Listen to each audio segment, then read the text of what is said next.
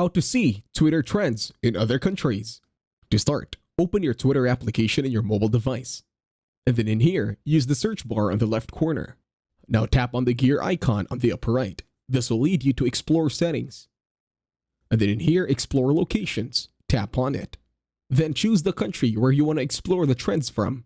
Now in your search bar, give it a refresh. And then it should show you what is the top trends of the specific country. As you can see here, if I'm going to click on top trends, it will show me most of the trending of each genre. For example, technology, Afghanistan, video games, and other countries as well. Now once you tap on Explore Locations once again, you can change it to another country so that you can see their top trends. And as you can see, the top trends are now changing on my search bar. And that's it. Thank you very much for watching. Please leave a like, share, and subscribe to the channel.